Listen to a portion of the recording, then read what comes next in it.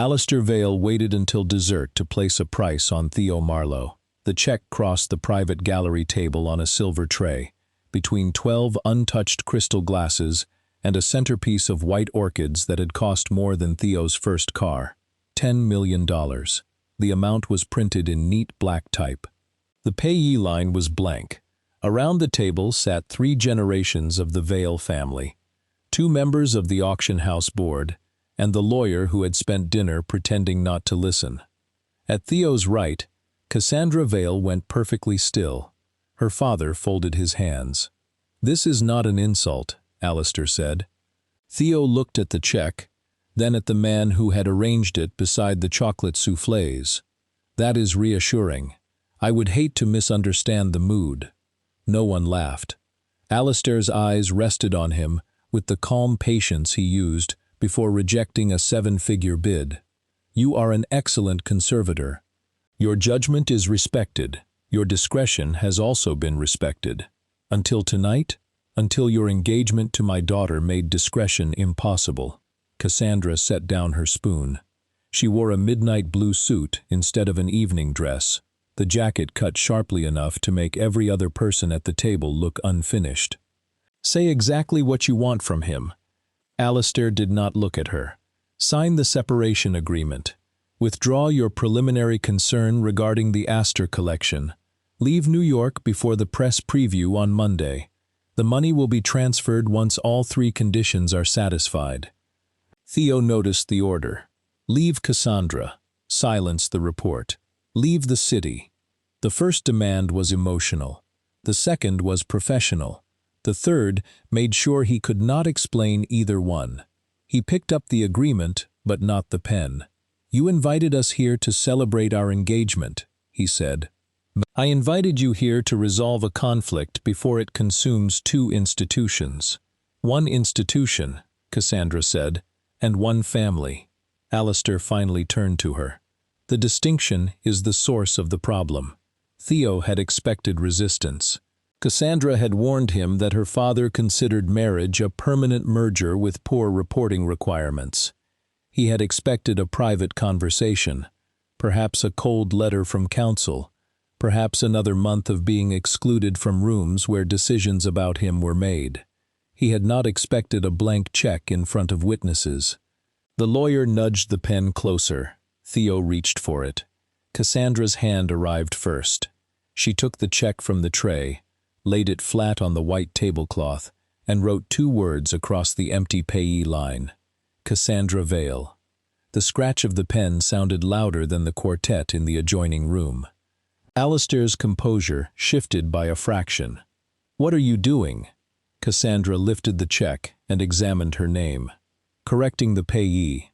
"That money is not for you. You are buying someone out of this family." She folded the check once and placed it inside her jacket. "Make it out to me." Her cousin Jonah pushed his chair back. "Cass, don't turn this into theater.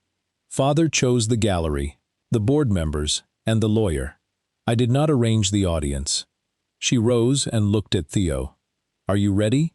Theo stayed seated for 1 second longer, not because he wanted the money, not because he needed time to choose Cassandra.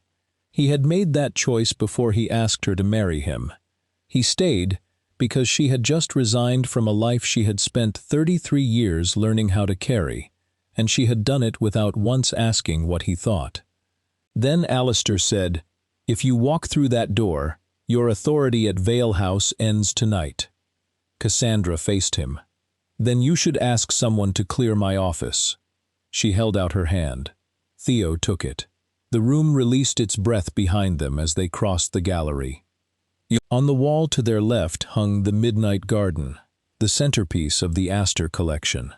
A woman in a dark green coat stood beneath a flowering tree, her painted face turned toward a house whose windows held no light. Theo had examined the painting twice. The canvas was genuine. The ownership certificate was not. Alistair's voice followed them. "That concern of yours will not become more credible because my daughter is angry with me."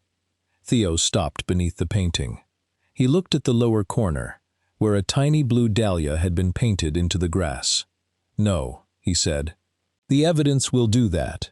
Then Cassandra pulled open the gallery doors, and they left her engagement dinner together. Outside, rain polished the stone steps and turned the line of waiting cars into black mirrors. Cassandra walked past the Vale sedan without slowing. The driver hurried out. "Miss Vale? Take my father home, Louis. And you? I have legs." She made it to the pavement before Theo caught her elbow. "Cass, not here. You just left your company in front of half its board. There is no private version of this anymore." She turned. The rain had already darkened the shoulders of her jacket. "Would you have preferred I let him finish?" "I would have preferred to answer for myself." Her eyes narrowed.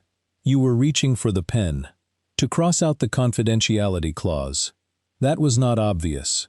You did not give me enough time to make it obvious." For the first time that evening, Cassandra looked uncertain. Traffic hissed along the street behind him.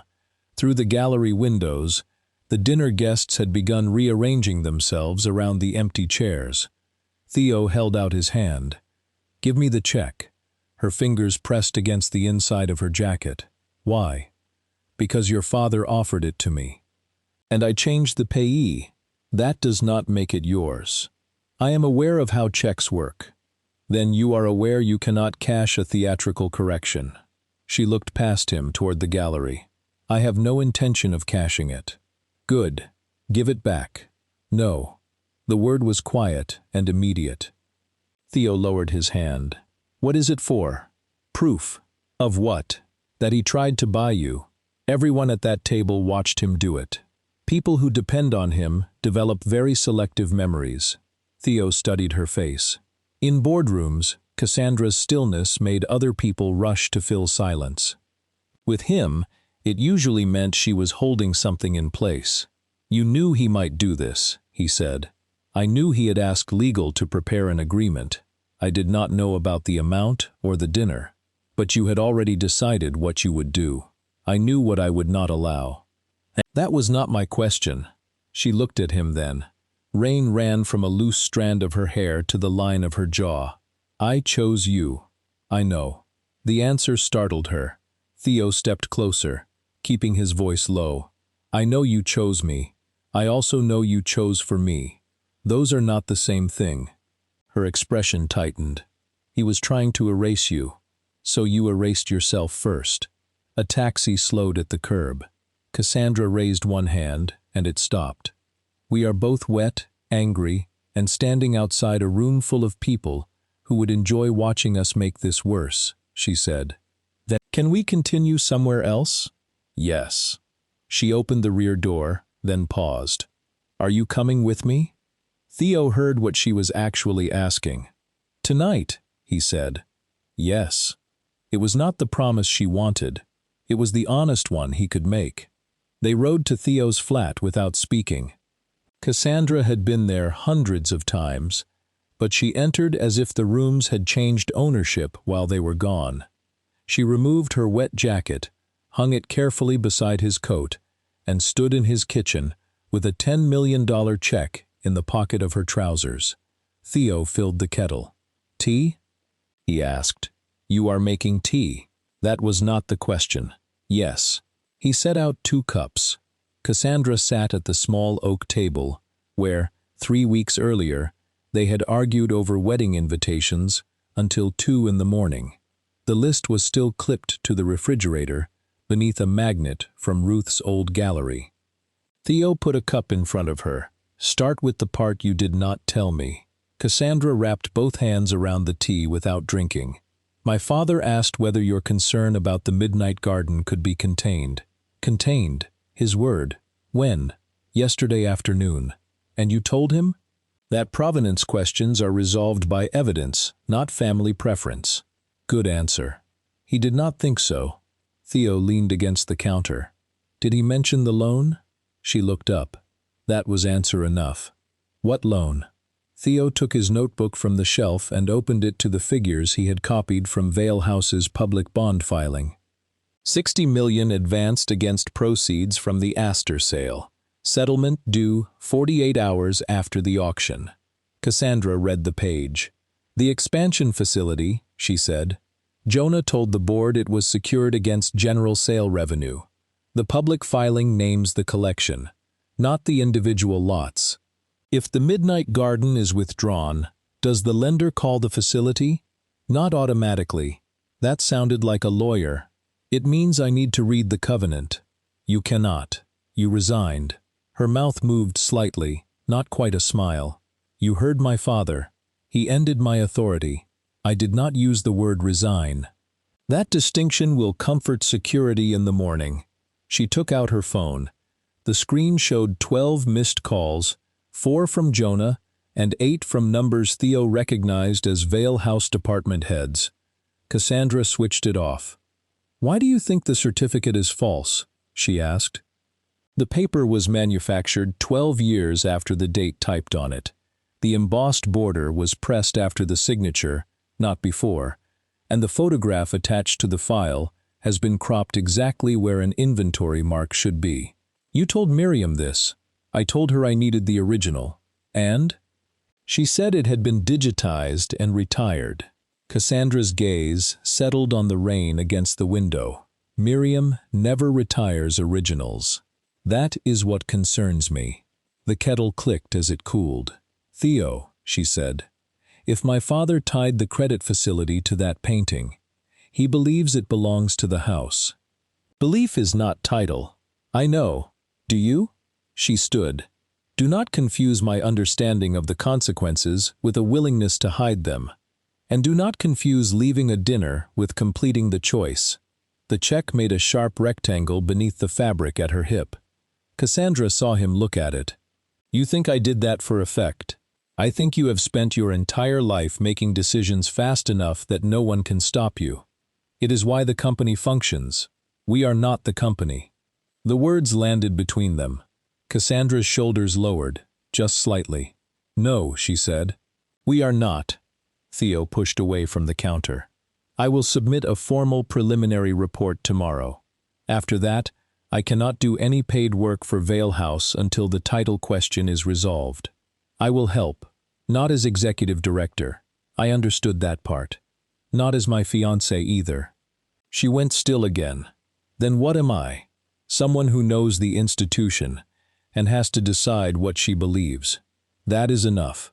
Cassandra looked at the wedding list on the refrigerator. "And us? We do not use the investigation to prove we should get married. You make that sound very simple." "It is simple. It is not easy." She picked up her wet jacket. "Where are you going?" "A hotel. You can stay." "As what?" Theo had no answer that would not become a weapon later. Cassandra nodded once, as though he had given one anyway. At the door, she put on her jacket and turned back. "For what it is worth, I did not write my name because I wanted an audience." "Why did you?" "Because for 1 second, every person at that table accepted that you were the one who could be removed." Her fingers touched the pocket holding the check. "I needed them to see they were wrong." Then she left. By 8 the next morning, Cassandra's name had disappeared from the Vale House staff directory. Theo discovered it while standing in the conservation room of his studio, wearing cotton gloves and staring at a courier envelope no one admitted sending. The package had been delivered at 7:15. No return address. Inside was a transparent evidence sleeve containing a torn corner of cream paper and 3 grains of blue wax. A typed note read, "You asked for the original. This is what remained in the file." Theo angled the sleeve beneath his examination lamp. The paper fibers were long and uneven, handmade rather than machine-cut. A faint blind stamp curved along the torn edge. Under ordinary light it resembled part of a flower. Under magnification, it became 3 narrow petals and the letter M. His phone rang. "Cassandra." "Good morning," he said. "Security revoked my access at 6:42. They are becoming efficient. My father has scheduled an emergency board call for 9. Jonah is acting executive director. How does Jonah feel about that?" "Nauseated, if history is useful." Theo moved the wax under the lens. The pigment held flecks of mica. "I received something." Her voice changed. What? A torn paper corner and blue sealing wax. The stamp may be a dahlia. Silence. Cass? My mother used a blue dahlia seal. Theo looked again at the 3 petals. On personal letters? On documents. For the Mira Vale Cultural Trust. Theo removed his gloves 1 finger at a time. Where are you? Outside Vale House. Do not try to get in. I was not planning to. That pause suggests otherwise. What do you need? Theo placed the sleeve in a padded case. A comparison sample. A document your mother sealed for the trust. Preferably one that has never been inside Vale House records. Cassandra answered immediately. Your mother's gallery. Why would Ruth have one? Because Mira funded her first conservation workshop 21 years ago. Theo stopped. His mother had told him that an anonymous donor saved the gallery's education program. She had never named the donor. You knew? I found the grant while reviewing dormant trust files last year. Your mother asked me not to make a ceremony of it. You spoke to Ruth about this? Twice. There seemed to be several versions of my life occurring without me. Theo. He closed the case. Meet me at the gallery in 30 minutes. Ruth Marlow opened the door on the second knock and looked from Theo to Cassandra as if both had arrived late for an appointment she had predicted years ago. The gallery had been closed to the public for 6 months, but Ruth still changed the front window display every Friday. This week, 3 student prints hung above a handwritten card that read, "Small work is still work." You look terrible, Ruth told Cassandra. Good morning to you too. Theo looks worse, but he is my son. I have learned to conserve my concern. Theo held up the padded case. Do you still have Mira Vale's grant letter? Ruth's humor disappeared. Why? Because someone sent me this. In the back room, beneath the portrait lights Theo had installed as a teenager, Ruth unlocked a flat archival box. She lifted out a letter wrapped in tissue and placed it on the examination table. The blue wax seal was intact. A dahlia with 8 narrow petals surrounded the letter M. Theo set the torn fragment beside it. The pigments matched under magnification. So did the petal spacing and the tiny flaw at the bottom of the M, where the brass stamp had been scratched. Cassandra watched from the other side of the table. It is hers, she said. It came from her seal, Theo corrected. That tells us what marked the paper, not what the missing document said. Ruth adjusted her glasses. What document? Theo explained the certificate, the auction, and the courier package. He left out the dinner until Ruth noticed the absence of Cassandra's engagement ring. It had been on her right hand the night before, a Vale habit intended to keep the left hand free until the wedding. Where is your ring? Ruth asked. Cassandra glanced down. In my hotel safe. Because? My father offered Theo $10 million to end the engagement. Ruth looked at Theo. Did you negotiate? Mother, $10 million is an opening position in that family. Cassandra laughed before she could stop herself. The sound changed the room. For several seconds, she was not the former executive director of anything. She was simply a tired woman, standing beside an old letter from her dead mother. Then Ruth touched the edge of the paper. Mira came here 3 times, she said. No assistant, no photographers. She said children should learn to repair beautiful things before adults taught them everything was disposable. Cassandra looked toward the student prints in the window. She created the trust for that. She created it because your grandfather hated giving money away. Your mother enjoyed making him furious for useful reasons. Theo examined the letter's watermark. Did she ever mention the Midnight Garden? Ruth's fingers stopped. Not by name. What did she say? She said she had placed something valuable where no one in her family could sell it. Cassandra and Theo looked at each other. Ruth sighed. I assume that sentence has become inconvenient. Theo slid the wax fragment back into its sleeve. It may stop a $60 million auction.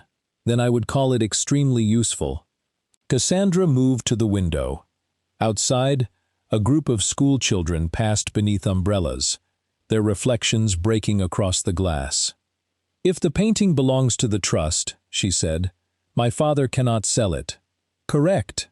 If he pledged it as collateral, withdrawing it may put Vale House in default. Also correct. Ruth closed the archival box. You both sound as if truth has arrived at a very poor time. Theo looked at Cassandra. It usually does. Miriam Chen agreed to meet them at a cafe across from Vale House. But she arrived without ordering anything and kept her coat buttoned. From their table, Theo could see the auction house entrance between two plane trees. Porters moved crates through the side doors. A banner for the Astor collection covered 3 floors of limestone facade. The Midnight Garden occupied the center of it. Miriam sat opposite Cassandra. Your access was revoked, she said. I noticed. Then you understand. I cannot discuss internal records with you. Cassandra placed a photograph of the wax fragment on the table. I am not asking about internal records. I am asking whether you recognize this. Miriam looked once.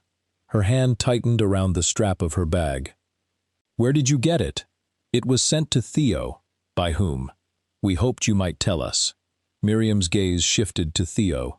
I did not send it. But you know what it came from. She looked toward the auction house before answering.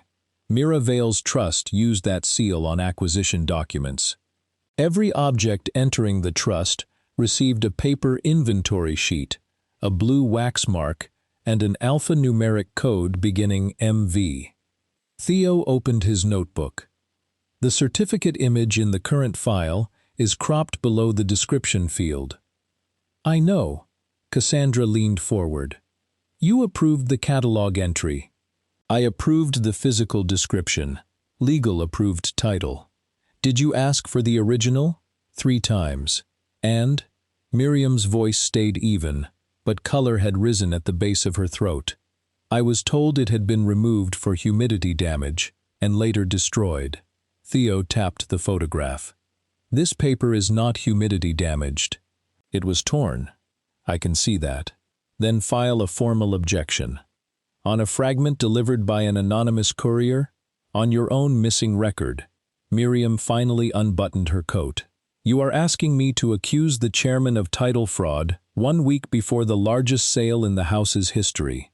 No, Theo said. I am asking you to document that an ownership record is missing. Evidence decides what the absence means. She studied him for several seconds. That sentence is why Alistair wants you gone. Cassandra's eyes hardened. How long have you known? Known? I still know nothing. I suspect someone removed trust material after Mira died. Suspicion is not a catalog note. What would be? An original inventory, a duplicate ledger, a transfer filing, or a photograph showing the inventory code on the painting before it entered the Vale House collection. Theo wrote the list. Miriam watched him. If you submit a preliminary report, disclose the engagement and the offer. Cassandra reached inside her coat. Theo covered her hand before she could remove the check. Not here. She looked down at his fingers over hers, then back at Miriam. We will disclose it, she said. Good. Because your father already has. Cassandra's face changed. What did he say? That Theo threatened to damage the Astor sale unless the board approved your marriage. The traffic outside seemed to recede. Theo sat back. That is not what happened. I know, Miriam said, but by noon, every department head will have heard his version. Cassandra reached for her phone, remembered it was off, and lowered her hand. I can correct it. How? A statement. From the suspended daughter who walked out with the accused conservator? Cassandra stared through the cafe window, at her own family name above the doors. Theo felt the old instinct rise in him. Leave first. Withdraw the report, end the contract, return every key before anyone could claim he had stayed for access. He turned to Miriam. Send me the conflict disclosure form. Cassandra looked at him. Theo, I will submit the concern under my own name, disclose our engagement, decline all fees, and request independent testing. My father will say you are retaliating. He can say it, the paper will still be wrong. Miriam gave the smallest nod. I will send the form. When she left, Cassandra remained facing the window. You should end the engagement, she said. Theo closed his notebook. That is an interesting development. Temporarily.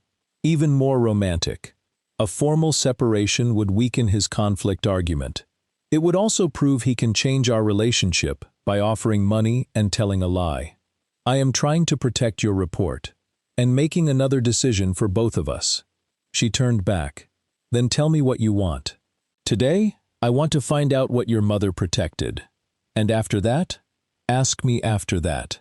Cassandra looked as if she wanted to force the answer out of him by precision alone. Instead, she nodded. There are 2 trust schools left, she said. One in Brooklyn, one in Queens. The director is Amara Bell. Will she speak to us? She has sent me 17 unanswered funding requests. Then I would not begin by asking her for a favor. The Brooklyn school occupied the upper floor of a former streetcar depot. Its front door stuck halfway, and Theo had to put his shoulder against it while Cassandra lifted the warped frame. Inside, 30 children worked at scarred wooden tables beneath leaking skylights. Some painted, others repaired frames donated by local galleries. Along the far wall, sheets of plastic protected stacks of paper from a brown water stain. Amara Bell met them with a roll of masking tape around one wrist. Cassandra Vale, she said, you found the building. Cassandra accepted the blow. I should have come sooner. That was true before your father locked the trust's accounts. Theo introduced himself and explained the provenance concern. He did not mention the check. Amara listened with her arms folded. The Midnight Garden was Mira's, she said. Personally? Theo asked. Not by the time she died. She called it the trust's emergency roof. Cassandra glanced at the stained ceiling. Amara gave a humorless smile. Her phrase, not mine. If every other source failed, the board could lend it for exhibition or sell it with an independent vote. The income was meant to keep the schools open. Do you have a copy of the transfer? I had a photocopy. Vale House Council collected all historical records during the trust review 5 years ago. Who authorized that? The chairman. Cassandra walked to a row of framed photographs near the supply cabinet. One showed Mira Vale kneeling beside students in this same room, her dark hair pinned loosely at her neck. Behind her stood the Midnight Garden in a simple transport frame. Theo moved closer. At the bottom of the frame, almost hidden by a child's shoulder, white letters had been painted onto the wood. MV010047. He took out his phone. May I? Amara nodded. Theo photographed the image at several angles. Cassandra stood beside him, looking at her mother. I remember that coat, she said.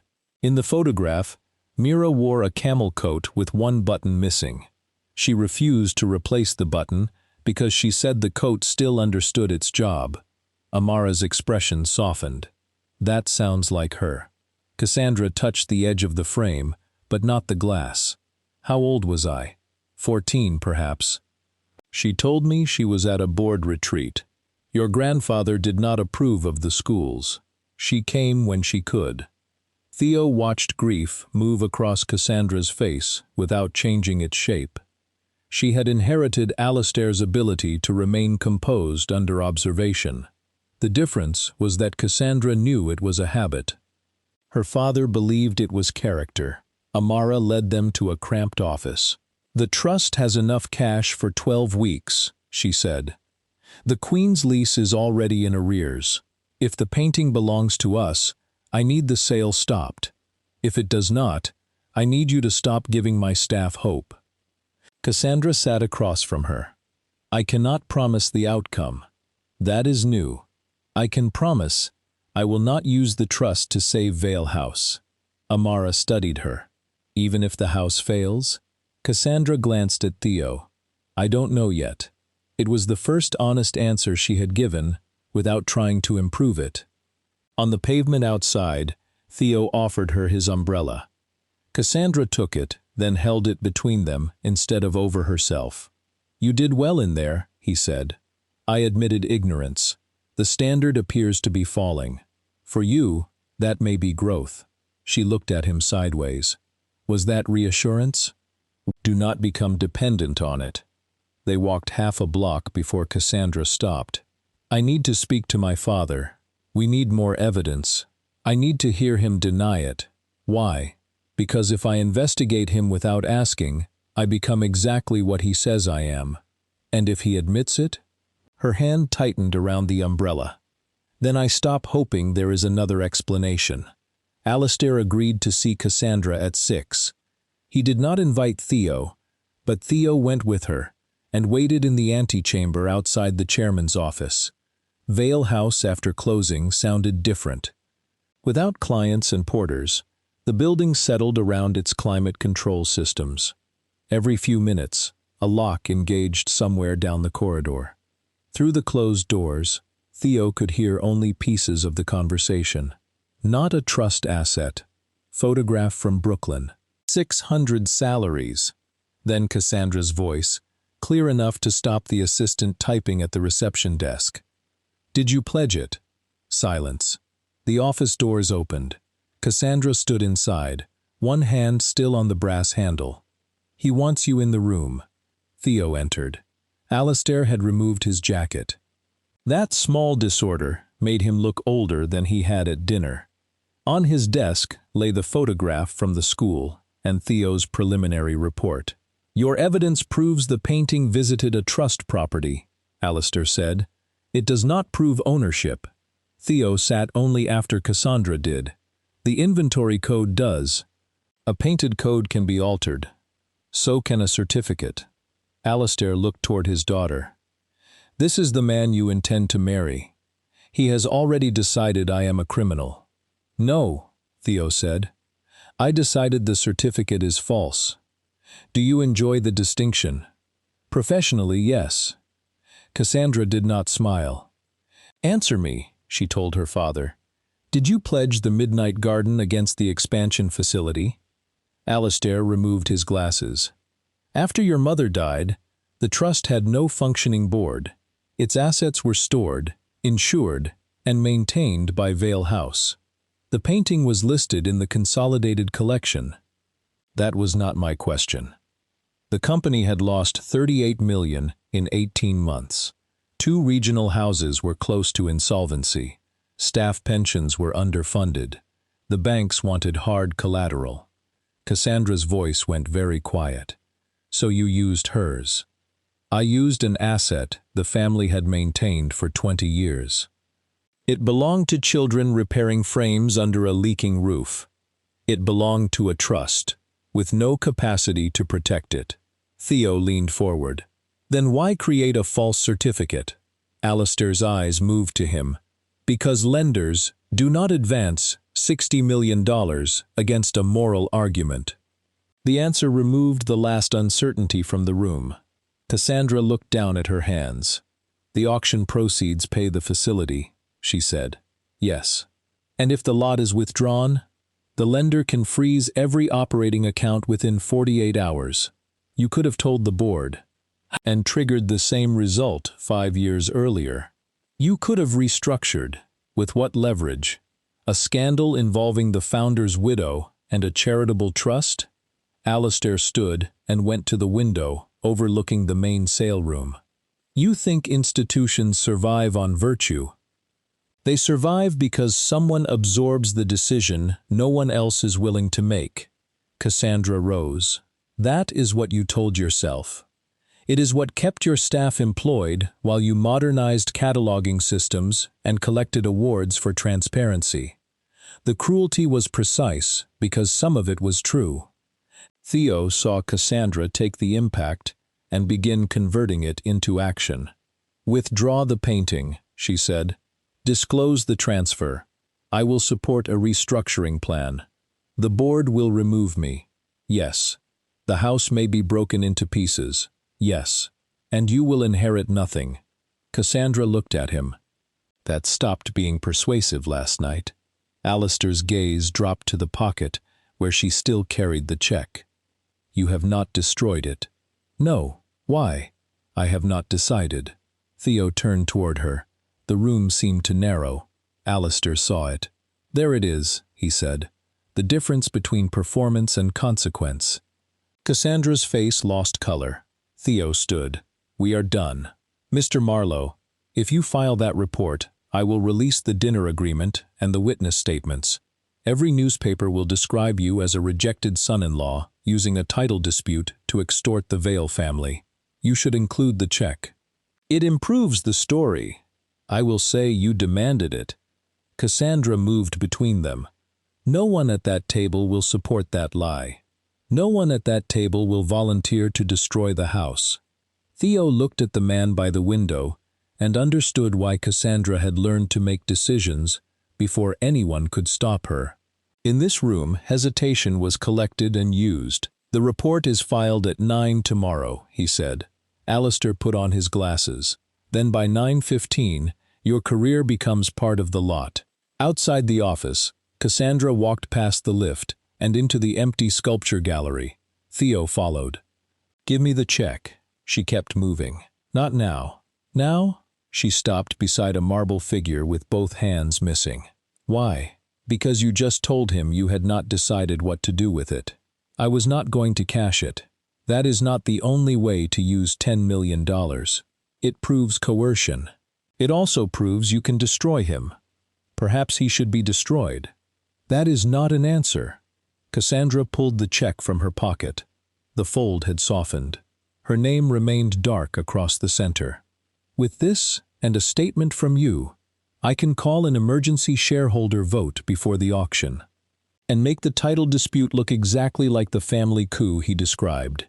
He falsified records, then exposed the records. You heard him. He will destroy your reputation before we find them. So? The question stopped her. Theo stepped closer. You chose me last night because you refused to let him decide my price. Do not spend that choice by turning me into ammunition. I am trying to keep him from burying you. I have spent 15 years building a career that can survive one rich man calling me bitter. You do not know what he can do, and you do not know what I can survive. Her eyes flashed. Do not make this about pride. It is about consent. The word echoed faintly in the gallery. Cassandra looked at the check in her hand. You want me to do nothing. I want you to investigate. I want you to challenge the sale. I want you to decide what happens to your company and your mother's trust. I do not want you to decide what happens to my name. He already did. Then let me answer. For several seconds, she said nothing. Then she held out the check. Theo did not take it. What now? She asked. Keep it. But until this is over, it stays a piece of paper. Not a threat. Not proof that you love me. Not a weapon. And if that costs us the house, it is already costing you the house. Her mouth tightened. You always know exactly what to say when you want it to hurt. I am not trying to hurt you. I am saying the part neither of us wants to say. Cassandra folded the check and returned it to her pocket. I need air, Cass. You asked me not to make your decision. Do not make mine. She walked away through the sculpture gallery, leaving Theo beside the marble figure with no hands. At 9 the next morning, Theo filed the report. At 9:11, Vale House issued a statement questioning his impartiality. At 9:23, 3 clients suspended work with his studio. At 10, the Astor Press preview began without him. Theo watched the first broadcast from his studio. Alistair stood beneath the midnight garden and described Vale House's commitment to scholarship, transparency, and responsible stewardship. Jonah stood at his right, looking as if each word added weight to his suit. A reporter asked about Theo's report. Mr. Marlow is a talented professional navigating a painful personal disappointment, Alistair said. An independent panel will review any properly submitted evidence. The sentence was gentle enough to be devastating. Theo turned off the screen. His assistant had already gone home after 2 more clients called. He drafted 3 letters withdrawing from Vale House work, returned the remaining deposits, and sent his evidence file to the independent title panel. The refunds removed nearly half the studio's operating cash. At noon, Ruth arrived carrying sandwiches and no sympathy. "You look pleased," she said. "I have achieved professional freedom. Is that what unemployment is called now?" Theo gave her the client list. Ruth read it, then placed the sandwiches between them. "Where is Cassandra?" "I don't know." "Did she leave, or did you?" "She asked for air." "That is not an answer." Theo removed the cloth cover from an 18th century map he was repairing. "She wanted to use the check to force a shareholder vote." "And you stopped her." "I stopped her using me." "Good." He looked up, surprised. Ruth unwrapped a sandwich. "Do not look so relieved. You were right for the wrong reason." "Which was?" "You think leaving before someone fails you is a form of independence." "I did not leave." "You told your fiancée to decide whether she believes in truth, then offered no clue whether you would still be there when she finished. The investigation cannot become a test of our marriage. Everything difficult becomes a test of a marriage. The trick is not grading it in secret." Theo sat across from her. "And what would you have me say?" "The truth, preferably before the wedding." His phone vibrated. A message from Cassandra.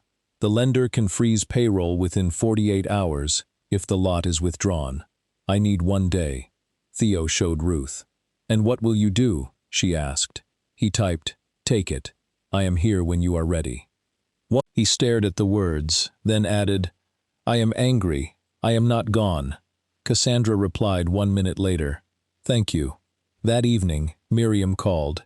"The original intake ledger is missing," she said, "but the registrar who trained me required duplicate microfilm for every trust acquisition. Where is it?" "An off-site record store in Long Island City. The access register requires finance and registrar approval. You are registrar. Jonah is finance." Theo heard another voice beside her. Jonah came onto the line. "If this is a personal vendetta," he said, "I will have both of you escorted out." "That seems fair," Theo said. "And if the ledger proves the trust owns the painting, then you have a choice. Everyone keeps saying that, as if choices create money. No, they reveal what the money was for." Jonah was silent. "Long Island City, 7 tomorrow," he said. The microfilm reader occupied a windowless room between shelves of tax files. Miriam advanced through hundreds of photographed pages, while Jonah paced behind her. Cassandra arrived at 7:20, hair damp from the rain, and the $10 million check still in her pocket. Theo moved a chair beside him. She sat. "I read the covenant," she said. "Alistair was right about the freeze. Is there a restructuring option?" "Yes. It removes him, sells 2 regional houses, and places the rest under lender supervision. Jonah drafted it 6 months ago." Jonah stopped pacing. "It was a contingency. It is a good one. It costs 400 jobs. The current plan risks all 600 and a criminal investigation." The reader clicked. Miriam leaned toward the screen. There. The page showed Mira Vale's signature beneath a list of 47 objects. The final line read MV01-0047. The Midnight Garden, Isabel Dacre, transferred irrevocably to the Mira Vale Cultural Trust. Below it sat the blue dahlia seal. No one spoke. Miriam saved certified images to 2 drives. Jonah lowered himself into a chair. "If we file this, the auction stops." "Yes," Cassandra said. "Payroll could freeze within 48 hours. Then we file restructuring at the same time. Alistair will fight. He can fight from outside the chairman's office." Jonah looked at Theo. "And you?" "I authenticate the paper and withdraw from every other decision." Cassandra studied the screen. "I file the title objection," she said. Theo turned to her. "As shareholder? As my mother's successor trustee. The appointment was never revoked. My father simply stopped convening the board. That makes you personally responsible for the trust, I know. This time, she had not moved before understanding the cost. Theo placed his hand beside hers on the table. She turned her palm upward. He took it. The night before the auction, Alistair summoned Cassandra alone. She asked Theo to wait in the courtyard, not because she wanted to protect him, but because the decision was hers. He agreed. 20 minutes later, she returned, carrying a black document folder. "He offered my position back," she said. "Conditions? I announce that our engagement has ended. I blame your report on a private misunderstanding. The painting sells. He funds both schools for 5 years. Efficient."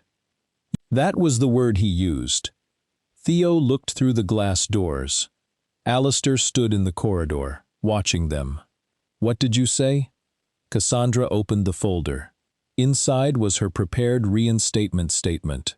Across the signature page, she had written one sentence: "The trust is not for sale." "I told him he raised me to protect the house," she said. "He should have been more specific about which one." Theo laughed, once, despite himself. Cassandra closed the folder. "I am frightened." The admission was almost inaudible. "So am I. If tomorrow goes badly, I lose Vale House." "Yes." "If it goes well, I still lose the version I thought I would inherit." "Yes." She looked at him.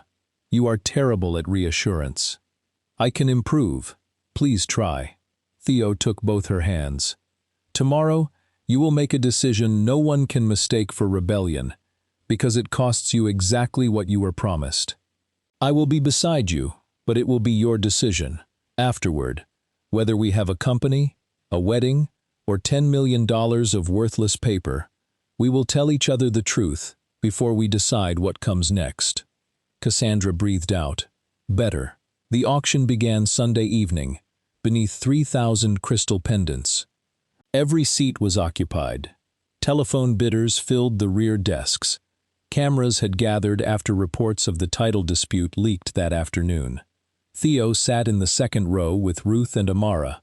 Cassandra stood at the side aisle in a black suit, the trust objection in one hand. Alistair took his usual place near the rostrum. Lot 31 appeared at 9:17. The midnight garden rose behind the auctioneer in a gilt frame. The painted woman faced the dark house. The blue dahlia remained almost invisible at her feet. "We open at $12 million. A paddle lifted. Cassandra stepped into the aisle. "Vale House Rule 14, she said. The auctioneer's hammer stopped, heads turned. Alistair rose. "Ms. Vale is not acting for the house." "Correct. I am acting for the Mira Vale Cultural Trust." She handed the objection to the floor clerk. "This lot is subject to a documented ownership claim. Under Rule 14, bidding must be suspended until title is resolved." The auctioneer looked toward Alistair. "Proceed," he said. Theo stood. "The published certificate cannot be authenticated." Alistair faced him. "Mr. Marlow has disclosed a personal conflict, which is why I am not asking anyone to trust my conclusion alone." Miriam walked from the registrar's station, carrying the certified ledger images. "As chief registrar, I confirm the internal duplicate record identifies the trust as owner. I cannot clear the lot for sale." The room changed. It was not a gasp or a shout. It was the sound of hundreds of people understanding that the rules had moved beneath them. Jonah joined Cassandra in the aisle. "Finance has notified the lender and filed the restructuring contingency," he said. "Operating accounts remain open pending supervision." Alistair stared at his nephew. "You had no authority. The board voted 6-2 20 minutes ago." For the first time, Alistair looked not angry, but alone. He turned to Cassandra. "You chose him over 600 people." Cassandra shook her head. "No, I chose the 600 people over the fraud that would have destroyed them later. And I chose the trust because Mother made that choice before any of us. You have ended this family. Then we built it around the wrong thing." The auctioneer withdrew the lot. No hammer fell. The midnight garden remained on the wall, while the next lot was carried in front of it. Outside the sale room, reporters crowded the marble stairs. Cassandra could have taken Theo's hand for the cameras. Instead, she stopped 2 steps away. "May I?" she asked. Theo looked at her open hand. Then he took it. The photograph appeared on every front page the next morning, but the check did not. Cassandra submitted it privately to the governance inquiry, along with the dinner agreement. She did not use it to demand her father's removal.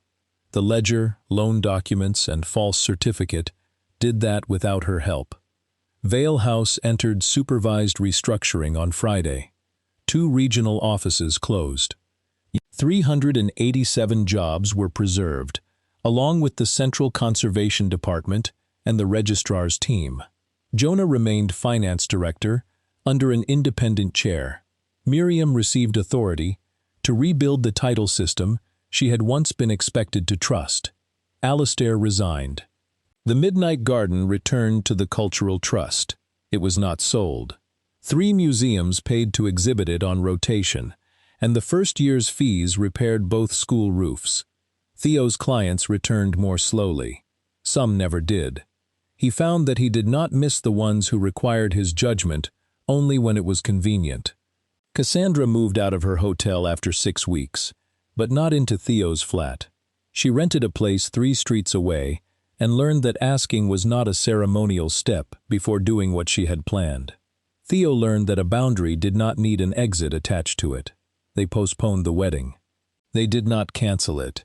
8 months after the auction, Theo found Alistair waiting alone in Ruth's gallery. The former chairman looked smaller, without a room arranged around him. He held a cream envelope. "Cassandra is at the school," Theo said. "I know." Alistair placed the envelope on the examination table. Inside was the $10 million check, stamped void in red. "The inquiry returned it," he said. "It was never negotiable after she altered the payee. I believe that was the point." Alistair looked toward Mira's framed grant letter. "I thought preserving the house excused what preservation required." Theo waited. "It does not," Alistair said. "It was not a complete apology. It did not return the lost jobs or repair 20 years of decisions, but it asked for nothing." Theo slid the check back across the table. "Give it to Cassandra. She will not see me. Then wait until she chooses to." Alistair nodded. For once, he accepted a boundary without negotiating it. That evening, Cassandra arrived at Theo's flat, carrying 2 paper bags of food and their unsigned marriage license. She found the voided check on the table. "He came here." "He did. What did he want?" "To return something that was never his to spend." Cassandra sat and unfolded the check. Her own name still crossed the payee line in decisive black ink. "I hated you for asking me to keep this," she said. "I know. Then I hated you because you were right. That phase was easier for me." She smiled. Theo placed the marriage license beside the check. "This is still unsigned," he said. "I noticed. What do you want?" Cassandra looked at the question, as if it were the most valuable object he had ever placed in front of her. "I want to marry you," she said. "I want to keep my own name. I want separate professional accounts. I want you to tell me when I am taking over, before you pack a bag in your head. And I want us to decide where we live together." "Anything else?" "Yes." She pushed the pen toward him, but did not place it in his hand. "I want you to choose without an audience." Theo looked at the woman who had once written her name on a $10 million check to prove he could not be purchased. Then he looked at the blank line, waiting for his own. "I choose you," he said. "Not the house, not the fight. You."